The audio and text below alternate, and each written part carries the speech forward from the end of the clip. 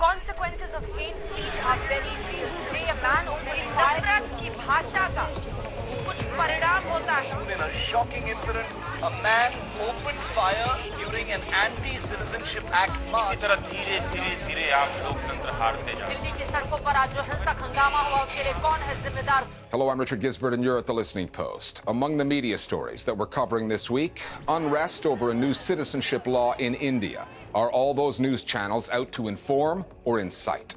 The state of a union divided. Donald Trump honors a controversial talk radio host. Media in the Middle East and the troubling use of blackface. Why is it still considered an acceptable form of entertainment there? Plus, the UK, Brexit, and the war of words. One thing, we want our language back. French words, as it turns out. India is more than 2 months into a series of nationwide protests against a new citizenship law known as the CAA, the Citizenship Amendment Act. The CAA makes it easier for migrants from religious minorities, some of whom have been persecuted in their homelands, to get Indian citizenship, unless they are Muslims. The protests are all over the news, not just because of their size or the politicians working the crowds. This past week, a few days after a minister in Narendra Modi's BJP government called for, quote, traitorous protesters to be shot, a gunman infiltrated a demonstration, then shot and wounded a man. This is a political story in which the news media are playing a central role. India has more than 400 24-hour television news channels. Many of them have taken to amplifying the nationalistic pro-Hindu rhetoric of the BJP, labeling protesters anti-national, implying that Muslims are inclined to spread terror and, in the process, normalizing hate speech and spreading that right across their airwaves. Our starting point this week is New Delhi.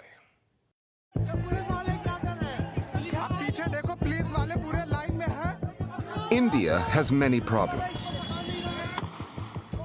Gun control, however, is not one of them, which is why this image was so shocking to so many. A gun-wielding man shot at protesters outside the Jamia University. The anti-citizenship law protests had gone on for months, mostly peacefully. Then, on January 27th at an election rally, a minister in the Modi government referred to the demonstrations and urged his supporters to, quote, shoot the traitors. Rather than condemning an official call to violence issued in public, news channels in the government's corner, for the most part, stuck to what they had been doing since the protests began, questioning the motives, the loyalties of the demonstrators. They are openly pro-Pakistan now, no qualms about it. They have also become brazenly anti-Indian army. 3 days later came the shooting of a protester in New Delhi. Such terrorists are radicalized by those who bear a far greater responsibility. That includes the MPs whose voices are amplified by Arnab Goswami, by Republic, by Times Now, by Z, by NewsX and all these channels, right? Sometimes it's outright incitement and sometimes it's bordering on incitement. मैं अपने दोनों मित्रों से कहता हूं, आप आइए और उन लोगों के खिलाफ भी एक्शन लेने की बात कहिए. Well, ladies and gentlemen, when you paint a target on somebody's back like that on primetime television, there are going to be consequences, and you are responsible for those consequences. The incident of the gunman at the protests has completely exposed where the loyalties and commitments of mainstream media lie. Many of our media outlets stand opposed to democracy. They work as antagonists, as adversaries of democracy. Good evening and welcome. The loudest of those voices is Arnab Goswami's, although he has plenty of competition. Goswami's news formula relies heavily on social and political conflict. Every single day. With some outrage and name-calling thrown in, The starkness of the truth. all wrapped in a brand of Hindu nationalism that is straight out of the ruling BJP. The channel that was launched as Goswami's vehicle, Republic, is partly owned by a BJP parliamentarian. India is the land of news channels, more than 400 of them. Other talking heads cut from the same cloth as Goswami, working the same crowd, are Navika Kumar of Times Now, Deepak Chaurasia at News Nation, and ZTV's Sudhir Chaudhary. The ongoing citizenship law demos have allowed those channels to put their nationalistic credentials on full display. This is open propaganda, and of a very dangerous kind. It is not only pro-government propaganda or pro-Modi propaganda. क्या दिल्ली का इस्लामीकरण हो रहा है? बढ़ती जनसंख्या, हिंदू की घटती जनसंख्या, क्या दिल्ली को कहां लेके जाएगी? It is actively Islamophobic, hate-mongering propaganda against any kind of dissent in the country. And it has very, very far-reaching and dangerous implications. We are not pro-BJP at all. We do not affiliate with any political ideology or with any political party. But yes, Zee News is a pro-India channel. Zee News is a nationalistic channel. Zee News supports any force which puts India first. And the kind of popularity Zee News enjoys shows that there is a large number of viewers who believe in what Zee News is showing, who believe in brand India, who believe in the nationalistic approach. The coverage is not just shocking, but it is problematic and it is disappointing in many ways. This is a dangerous fallout and consequence of non-stop provocation. And I would confess, I have worked with Republic Network in India. I have been their anchor since the very beginning. That's one of India's topmost networks, but I was shocked. Unlike many governments with nationalistic tendencies, the Modi government doesn't put much effort into muzzling the Indian media. It doesn't really have to. Many of the country's news channels are either owned by politicians or business figures close to the BJP. The print sector is more balanced, although Indian papers are heavily reliant on government ad revenues, which can leave their reporting compromised. The online space offers a greater plurality of views and some promising journalism, but those websites simply cannot compete with all the TV news clips that go viral. Commercial realities factor in as well. Things like circulation, ratings. Remember this soundbite? There is a large number of viewers who believe in what Zee News is showing. And no wonder. There are almost 5 times as many Hindus in India, roughly 1 billion, than Muslims. Hindus powered Narendra Modi to a landslide re-election last year after the BJP campaigned on an aggressive brand of Hindu nationalism. Indian news executives can do the math. They don't even have to share the BJP's ideology to capitalize on it commercially. That's the state of media today, except for the new and independent non-traditional media and magazines like Caravan, sites like Scroll, The Wire, News Laundry. These are the places that have sort of kept the pressure on the government. Everyone else is either reliant on government ads and therefore cannot report, or simply agrees with the government. The corporate media, with the exception of 2 or 3 channels and newspapers, habitually portray anyone who disagrees with the government as so-called anti-national, an enemy of the country. People who do this are termites. And like termites, they try to destroy the structure that they live in. It means that anyone who raises their voice against any government policy gets presented by these channels and newspapers as a disgrace to the country, an impediment to development, in fact even seditious. Which is why demonstrators have come to resent journalists from those channels covering their story. On January 24th, when Deepak Chaurasia of News Nation tried to report from a prominent protest location in Delhi, demonstrators intervened. Chaurasia returned a few days later, along with Sudhir Chaudhary of Zee News, competing channels putting on a show of solidarity, trying to make a point about freedom of expression.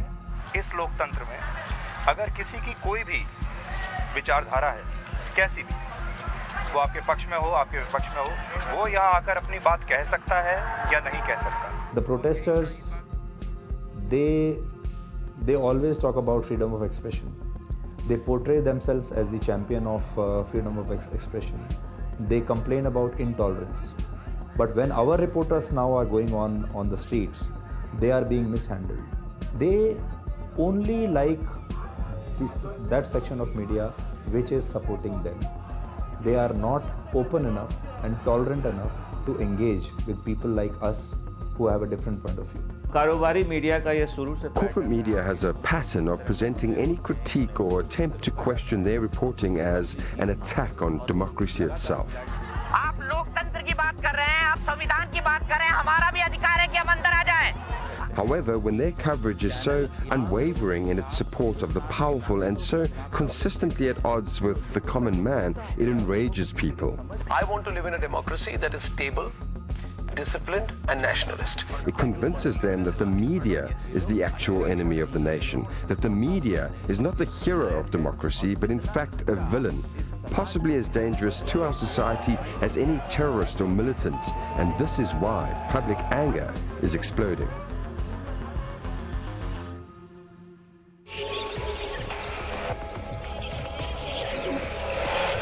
We're discussing another media story that's come across our radar this week with one of our producers, Flo Phillips. Flo, such an eventful week in the coverage of U.S. politics. There was the end of the Trump impeachment saga in the Senate. There was the mess over the Democratic vote count in Iowa. Then came the State of the Union address with a surprise talk radio angle to it.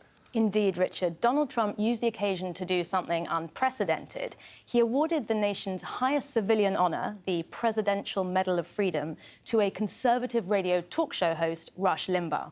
Now, this was all seemingly pretty last minute. Limbaugh had been on the air just the day before telling his listeners that he'd been diagnosed with advanced lung cancer. But President Trump, for once, seemed very prepared for what he was going to say. Here's how he introduced Limbaugh. In recognition of all that you have done for our nation, the millions of people a day that you speak to and that you inspire, I am proud to announce tonight that you will be receiving our country's highest civilian honor, the Presidential Medal of Freedom. Now, we've reported extensively in the past on Trump's symbiotic relationship with Fox News. We haven't reported so much on talk radio, which remains so influential in that country. Hugely influential. Limbaugh is basically a pipeline to Trump's conservative base. Now, as one reporter put it, Limbaugh's award energized Republicans, but it also horrified Democrats because he's a hugely divisive figure. He's had a show on the air now for more than 3 decades, and a lot of his rhetoric really smacks of hate, of sexism, of racism. I want to give you an example of some of the things he's said over the past year. He's told his listeners that the Democrat Party has imported the third world into the country.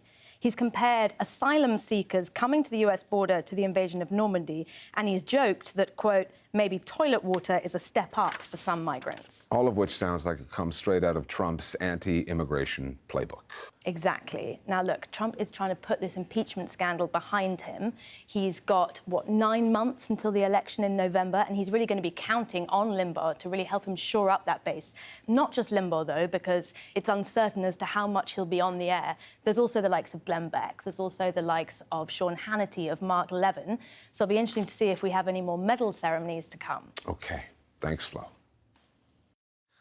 Turning now to a practice, a problematic, anachronistic one that keeps on cropping up in modern media: blackface. White or light-skinned people caricaturing those of African descent by darkening their faces with theatrical makeup. It's a supposed entertainment device from a bygone era, and while across most of the Western world it no longer features in mainstream art or entertainment, in the Middle East, you don't have to go back in time to find this stuff. Blackface, or caricatured depictions of black people, still go out on the air there, and in most cases, they're not even seen as offensive, particularly in Egypt, which is home to a sizable Nubian minority, black Egyptians who originate from the southern end of the country or from northern Sudan. The Listening Post's TARIQ now on racism in Arab media and the persisting legacy of blackface.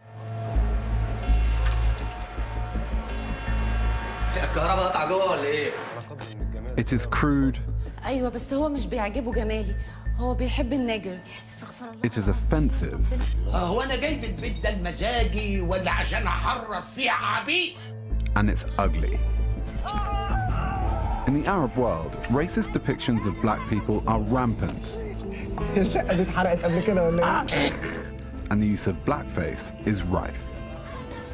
Black people are routinely cast into subservience, playing servants, prostitutes, or they're shown as straight-up objects of ridicule. عندما تتكرر أو ما تظهر هذه الصورة. When we watch TV shows or movies, black people are always inferior. And blackface is an inferior, negative and racist concept, which should not belong in the Arab world. We almost never speak about this segment of Arab society, black people. Firstly, because they never get to speak in public spaces. The black person is a citizen in the Arab world, but an invisible citizen. Why? Because power made him invisible. The Arab world is entirely self-righteous. We would never admit that we're racist. Lebanese would never admit they're racist. Libyans, they would never admit they're racist. Even people from Sudan, they would never admit that they're racist, like against their own black people. And so it was only through, like creeding and being exposed to media, once I realizing, okay, something really awful going on in here. Blackface is a practice rooted in the 19th century United States. White actors blacken their skin to mimic enslaved Africans on southern plantations, creating a stereotype of lazy, ignorant black people. How blackface entered the Arab mainstream is not certain. British colonizers are thought to have brought it to Egypt in the 1880s. Be it in the Middle East or in the West, blackface is rooted in slavery and racism, reinforcing a toxic notion that blackness is at best a joke. From Western politicians to media personalities, I mean, truly political correctness has gone amok. To even a jumper designed by Gucci, blackface scandals are all over the news. Social norms have moved slowly by comparison in the Middle East. Things are changing, however. Take the case of Shaymat Saif, a star on the Arab world's most widely watched media network, NBC. A skit she performed last year caused a storm online. Shaymat Saif is sitting in the front of a van, and she's speaking just, it's not comprehensible Arabic, it's not comprehensible anything. It's this awful, overly sexualized, nonsense dialect that is an attempt, I think, to represent the Sudanese dialect, and it's very offensive. In the other video, there is Shayma with purportedly her little boy, who constantly has to go to the bathroom, and she has him urinate in a jar, and when he does so, people are horrified. I cannot imagine a woman wiping the urine off of her hands onto other passengers. It just wouldn't happen. So this idea that the Sudanese are uncleanly and they don't care and that they have no hygiene is also quite racist. I saw the video and I don't have a problem with it, to be honest. Art uses these things. This doesn't mean people shouldn't be bothered by it, but as long as the intent behind it isn't to offend, then it's okay. Directors, producers, and actors use blackface to entertain audiences, but that's because society already disregards these people. So in the eyes of the director or producer, they look at what makes people laugh and what they respond to, and they use it. They're not concerned with improving public taste. They just want to make money fast. And how do they make quick money? By making people laugh. Underpinning this racist form of comedy is a deep social amnesia, a denial of a history of slavery. Between the 7th and 19th century, Arab traders captured millions of African slaves and shipped them out of the continent. Slavery was not formally abolished in the Arab Gulf countries until 1970. Many contend a modern form of slavery still exists there today. The Arabic word for slave, abd, is commonly used as a racial slur. The Middle East's history of slavery, the casual racism, particularly against Sudanese or Nubian people from the south of Egypt, and the depictions of black Arabs on screen are interwoven. But, as many Arabs often say, the context is different. Is it really fair to compare Arab slavery and blackface with their Western counterparts? I am sure that when people object to the idea that blackface is offensive in the Middle East, they're saying we are not talking about the American South, we are not talking about plantation slavery, we are not talking about the same kind of abuses or the same scale that happened in the southern United States. However, the slave trade in the Middle East was huge, and the cultural impact of this slave trade has everything to do with blackface in the Middle East. Nobody has ever discussed any of that, and nobody has ever acknowledged this very dark and shameful history. So, like, we keep shaming the Americans and the Europeans for whenever they do like anything racist, but at least they've somewhat come in terms with their dark history, or at least they're trying to confront it and face it head on. Whereas there is no acknowledgement whatsoever of our shameful role of what happened to Africans earlier in those centuries, at these times. It's not uncommon to hear a defense of blackface in Arab media that goes something like this. There's no malice. It's a joke. It's totally harmless. The holes in that argument are too numerous to list, not least that black people aren't in on the joke. They're not even represented on screen. And the misrepresentation of black people has consequences off-screen, in the real world. العالم العربي بيحتوي على ثقافات وديانات كتير طبعاً. In the Arab world, we have a range of skin colors, from black to very pale white. Our preferences as Arabs, which align with the standards around the world, is that the whiter someone is, the more attractive they are. I have personally received a lot of comments, like, the night has come early, or I get called Shikabala. Shikabala is a black footballer, and I shouldn't be offended, but the name is used in a derogatory manner to offend me. There are lots of sexual remarks related to black stereotypes. People have pulled my hair, spit on me, and thrown things at me. People talk about me as though I don't understand Arabic, as though I don't know they are commenting about me. مش عربي يعني بيبقوا بيتكلموا عليا بشكل واضح تماما. In mainstream media, no, I do not see a conscious decision or like a conscious measure that has been implemented to change the perception of blacks. I mean, I do not remember seeing an African character being cast even in a periphery role in any Arab mainstream TV or film. I think that is very indicative, because any culture acknowledges its minorities, no matter how small they are. And I think it also stems from the fact that we have no writers. We almost have no critics who actually like continue to talk about like these issues. The black person's image in the media and in the Arab world's psyche won't change for the better as long as black people themselves keep being silent. Nothing will change because the people who create these images are the ones who are in power, leaving the black people on the sidelines. I say that the black man needs to fully participate in the change, like what's happening in the United States. When the black community realized they were underrepresented in white TV, they made their own channels. They imposed change on society, which is far from being the case in the Arab world. In the Arab world, this image will never change as long as Arab people's mindsets and perceptions of black people don't change.